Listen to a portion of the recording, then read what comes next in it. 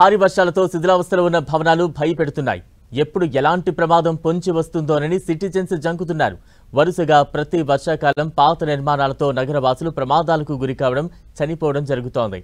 వర్షాకాలానికి ముందే కొన్ని నిర్మాణాలపై చర్యలు తీసుకున్న టౌన్ ప్లానింగ్ అధికారులు ఇప్పుడు శిథిలావస్థలో ఉన్న నిర్మాణాలు కూల్చుతున్నారు. వర్షాకాలానికి ముందు నగరంలోని అన్ని సర్కిళ్లలో శిథిలావస్థకు చేరిన భవనాలు లెక్కలు తేల్చారు బల్దియా అధికారులు. నగరంలో 450 వరకు భవనాలు ఉన్నాయని తెలిపారు. బేగం బజార్, గోషా మహల్, కార్వాన్, చార్మినార్ ప్రాంతాలతో పాటు సికింద్రాబాద్, మోండా మార్కెట్, అల్వాల్, పటాన్ చెరువు, మెహదీపట్నం, మాదన్నపేటలో శిథిలావస్థకు చేరిన నిర్మాణాలు ఎక్కువగా ఉంటున్నాయి. అయితే ఇటీవల కురిసిన వర్షాలతో బల్దియా టౌన్ ప్లానింగ్ విభాగం అధికారులు అప్రమత్తమయ్యారు.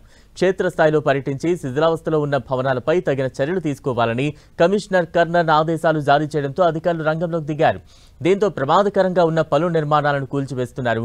కొన్ని చోట్ల ప్రజల్ని ఖాళీ చేయించడంతో పాటు మరికొన్నింటిని సీజ్ చేస్తున్నారు. వరుసగా కురుస్తున్న వర్షాలతో ప్రమాదాలు జరిగితే ప్రజలు ప్రాణాలు కోల్పోయే అవకాశం ఉండటంతో జీహెచ్ఎంసీ నష్ట నివారణ చర్యలు చేపట్టింది.